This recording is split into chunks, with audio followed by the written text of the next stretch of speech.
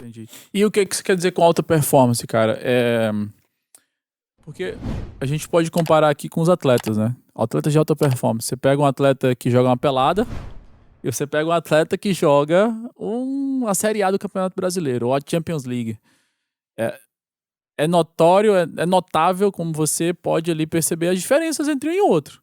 O peladeiro, ele joga às vezes com meião, às vezes com a meia, às vezes joga de um com colete, outro sem colete, às vezes um chega atrasado, não tem árbitro, né? Às vezes dá acréscimo que ninguém tá marcando no relógio, ou é num campo, enfim, meio que uma várzea ali. Isso é aquele cara que não tá na alta performance. Ele comeu qualquer coisa antes de jogar, No intervalo, vai lá e vai tomar um gole de cerveja. ou então fuma um cigarro, né?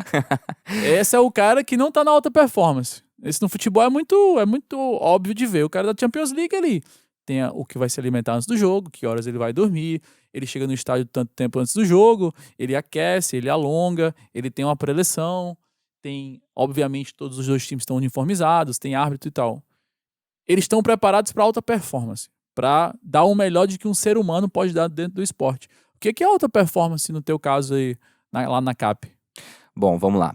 Hoje o corretor de imóveis, ele trabalha com uma coisa muito forte, assim. O corretor, primeiro que ele precisa ter um registro no Conselho dos Corretores de Imóveis, que é o Cresce aí em muitos estados, mas aqui é conhecido como Cresci, que nem o Fuca e o Fusca, né? Aham. Então ele tem o Cresce. Ele precisa fazer um juramento ao conselho de que ele vai honrar a profissão com ética, transparência, porque ele vai fazer jus ao sonho que o cliente está depositando nas Perfeito, mãos dele, de perfeito, realizar o sonho da compra de um imóvel. Tá? perfeito. Então, primeiro que é uma função muito séria e ela tem que ser levada com seriedade. O que acontece? Pelo mercado do primeiro imóvel, ser um mercado normalmente de gente mais júnior, gente mais nova iniciando, ele é levado muito nas coxas. Entendi. Onde a pessoa não se importa com documentação, ela não se importa em realmente fazer com que o cliente saiba todas as taxas, ela não tem um atendimento de qualidade, ela não consegue entregar muitas vezes excelência para o cliente. Uhum. Isso reflete num pós-venda, se reflete numa venda mal realizada, num financiamento adquirido a uma taxa de juros maior do que precisaria ser. Então, a alta performance nesse ponto, primeiro, parte da entrega de resultado, Uhum. realmente entregar resultado, mas entregar resultado com metodologia, com excelência. Perfeito. Entregar resultado de uma forma eficiente e eficaz, Entendi. onde o teu cliente esteja no centro, onde ele saiba que está sendo bem atendido e ele saiba que ninguém conseguiria dar um atendimento de tanta qualidade quanto o teu. Perfeito. Perfeito. E o que é que te motivou quantos anos tem a CAP já? 2 anos e meio. E o que é que te motivou a abrir esse negócio mais especificamente para a venda do primeiro imóvel? Você estava na MRV, estava vendo o mercado, numa empresa gigantesca, que talvez você não podia mexer tantas peças lá, porque é um negócio mais engessado, né? Exato. Você seguia mais o padrão, os processos que já existiam lá. Qual foi o momento que você enxergou essa oportunidade de mercado, Mike? Bom, muita gente acaba saindo de empresas grandes e abrindo seu próprio negócio, mas com uma visão de, putz, quero ganhar mais dinheiro. E a minha visão, claro, envolve dinheiro também, mas nunca foi só dinheiro. A minha visão sempre foi de, pô, quero criar um negócio onde as pessoas tenham oportunidade de crescimento, onde eu trabalhe num ambiente próspero, onde não seja um ambiente tóxico, uma pessoa sendo rival da outra, querendo assim apunhalar a outra pelas costas, porque o mercado imobiliário por si só, ele já tem uma rivalidade muito grande. Uhum. E rivalidade eu tô trazendo não como competitividade, acredito que competitividade tenha que ter, mas rivalidade não. Sim. Eu não posso querer o mal do meu colega. Eu tenho que querer ver meu colega tão bem. E isso traz alta performance, a Com competitividade. certeza. Com certeza. O ambiente todo te puxando pra cima. Não eu querendo que meu colega vá pra baixo. Imagina se o Inter não tivesse o Grêmio aqui para competir. Qual a graça? Qual a graça? Exatamente. Então, assim, pô, eu tenho uma equipe com uma cultura forte, onde todo mundo queira levar o outro colega pra cima também, e eu queira ser melhor do que ele também. Perfeito. Mas ele tá num nível de performance alto. Então, não é eu jogar contra ninguém. Eu quero jogar com os melhores e contra os melhores. Setar uma referência nova. Exatamente, exatamente. E lá dentro, lá na MRV, acontecia muito dessa questão da rivalidade ser muito forte. Além de eu não ter uma flexibilidade muito grande de exercer as minhas ideias, setar a cultura que eu gostaria. Uhum. Então eu não tinha essa autonomia. Então eu queria criar esse ambiente. Entendi. esse E ambiente. por que, cara, o primeiro imóvel? Porque você tá atingindo um nicho bem específico da venda do imóvel, né? Sim. Era porque você já tinha essas habilidades, porque você já trabalhava com isso, você já conhecia muito bem esse mercado do primeiro imóvel? Ou foi porque você viu um gap nessa busca aí desse novo empreendimento? Porque o que acontece muito, né? O Steve Jobs já falava, empreender é você conectar pontos. Ou seja, você viveu uma vida inteira fazendo alguma coisa, de repente você vai para outro ambiente e você consegue conectar um ponto desse ambiente com desse ambiente e consegue criar um novo produto, um novo negócio. Foi assim comigo. Tava te falando ali como é que Aham. aconteceu, né? Mas comigo, basicamente, Mike, o que aconteceu foi que eu fui uma pessoa frustrada no futebol, porque eu não fui muito longe. Minha mãe, que tá aqui no estúdio acompanhando a gente tem plateia, ela queria que eu estudasse. Eu estudo numa família de classe C alta. Tinha condições de estudar na melhor escola da cidade. Porém, o futebol nunca me deu, né, grandes oportunidades na vida. E chegou um momento que eu tive que largar o futebol para estudar. E por eu ter jogado futebol, ele me conectou numa oportunidade nos Estados Unidos. Se eu não tivesse jogado futebol, eu nunca teria me conectado lá, cara. Talvez eu nunca teria ido para os Estados Unidos. Só que o futebol me abriu uma porta porque eu passei 15 anos da minha vida treinando.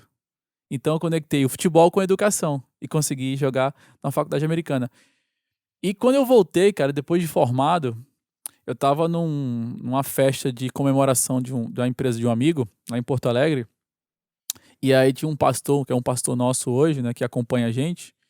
Ele falou assim, Ale, vem cá. Deixa eu te falar uma coisa que você ainda não deve ter percebido. Você sabe que você não foi para os Estados Unidos para jogar e estudar, né? Eu falei, então, como assim? Era meu sonho, eu fui para lá e fiz tudo que eu queria. Fui para lá para isso mesmo. Os Estados Unidos, ele falou assim, os Estados Unidos e o futebol na sua vida, eles serviram para te preparar para esse momento que você vai viver agora. Ou seja, tudo que eu tinha vivido até aquele momento estava me conectando com outro propósito que eu ia ter agora, com outra missão que eu ia ter agora. Porque, na verdade, o propósito, eu costumo falar eu dou muito treinamento, como você também. Todo mundo tem o mesmo propósito na Terra. Todo mundo. O nosso propósito é ajudar outras pessoas. Qual a ferramenta que você vai usar, a profissão, isso é o que você vai escolher. Agora, o seu propósito é ajudar outras pessoas. A minha mãe é médica, ela ajuda outras pessoas, recém-nascidos, a não morrerem, a ter uma vida saudável, né? Pessoas a nascerem. O engenheiro ajuda as pessoas a terem um abrigo, uma casa, porque eles constroem, tem essa ferramenta. Você ajuda a pessoa a tomar a primeira decisão de ter uma casa própria. Eu ajudo jovens que usam futebol e educação como ferramenta para terem maiores oportunidades. Então, o que acontece é que quando eu voltei para o Brasil, eu estava preparado para um outro momento para continuar sendo meu propósito. Quero ajudar pessoas, sabe? E o empreendedorismo, ele potencializa isso, né, cara? Ele potencializa porque você não tá mais sozinho. Você tá com a ajuda de outras pessoas que têm as mesmas ferramentas e a mesma missão de ajudar outras pessoas, né? Mas no teu caso aí, como que você conectou esses pontos? Por que tu escolheu estar fazendo o que tu faz hoje? Primeiro, porque eu tinha as qualidades e o conhecimento sobre aquele mercado para exercer em cima disso. Segundo, porque eu sempre quis ter próximo de mim pessoas que tinham um espírito de empreender também. Então, o mercado imobiliário ele me permite eu pegar uma pessoa sem muita instrução, mas que tem uma fome muito grande, até tem um termo que é o PhD, que é o pobre, o honesto e o desesperado. É a pessoa que não tem recurso, uma pessoa que é honesta e que tem muita fome, que tem muita vontade de querer crescer. Eu consigo pegar essa pessoa, colocar dentro do mercado, dar oportunidades para ela que talvez ela não teria em outro mercado mais tradicional. Uhum. Então eu ensino ela a começar a empreender e eu seto com ela objetivos, metas, sonhos futuros para ela atingir. Porque muita garotada aí nasce e cresce. Pô, qual o sonho? Ser Sem jogador desculpa. ser Sim. jogador de futebol. Uhum. Mas quem é que nasce com o sonho de ser corretor de imóveis? Ninguém. Ninguém. Ninguém. Não era o meu. Ninguém nasce. Só que justamente a missão da nossa empresa ela foi setada a partir disso. A nossa missão hoje A missão da empresa são só 3 palavras: entender, capacitar e realizar. Entender que a pessoa não nasceu querendo ser um corretor de imóveis, eu capacito ela para ela conseguir realizar o sonho dela mesmo. Perfeito. Então o meu cliente, muitas vezes, ele não é o cara que está comprando o primeiro imóvel, é a pessoa que está comprando essa missão comigo, de entrar na profissão, usar a profissão como um trampolim para ela chegar onde ela quiser. Porque acaba não sendo o fim, é o meio dela mudar de vida, transformar a vida dela e da família dela, né? Exatamente. E nesse meio do caminho tem muita gente que se apaixona pela profissão e passa a ser corretor de imóveis como sonho. Entendi. Quais são os valores lá de dentro? Que a gente tava falando de cultura aqui, né? Sim, E a cultura de um negócio, na minha visão, é mais ou menos como a cultura de uma casa, de uma família. Algumas coisas você não permite lá dentro. Por exemplo, lá dentro da minha casa eu não permito que ninguém fume. Porque eu não fumo e eu não aceito isso. É a cultura da minha casa. A gente dorme cedo. A gente não dorme tarde. A gente acorda cedo. A gente dá valor à alimentação. Lá em casa, raramente a gente, por exemplo, come pão. Porque é uma coisa que não faz bem para a família. Dentro da empresa, como que você vê essa implantação desses valores e costumes? Tipo, faz muita diferença? O que é que vocês fazem lá para buscar essa alta performance que a gente estava falando? normalmente quando uma pessoa vai criar uma empresa, em qualquer escola, qualquer curso de administração, fala: tem que criar missão, visão, valores. Uhum. E muita gente leva isso na brincadeira, né? Não, isso aí é besteira. É só para cumprir tabela. É, só pra deixar lá na parede. E na real que não, cada vez mais a gente descobre que é isso que faz a empresa ter sucesso ou não. Mas é realmente prestar atenção nisso e fazer com que aquilo se solidifique e faça parte do ambiente. Então os nossos valores lá hoje são 4. É transparência radical, excelência, empatia e auto-performance. Auto-performance no sentido de eu tá sempre buscando o melhor de mim.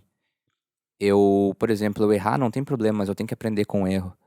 Eu tenho que estar dando o meu melhor, porque aí, por consequência de eu dar sempre o meu melhor, eu vou atingir o melhor do ambiente. Tem uma proatividade em buscar melhorar. Exatamente, entregar o resultado com excelência, pensar, se colocar no lugar do outro, tanto do colega, quanto do cliente, quanto de quem for. Então a empatia entra muito forte nisso. E a transparência radical para as nossas relações não terem nenhum tipo de desgaste desnecessário.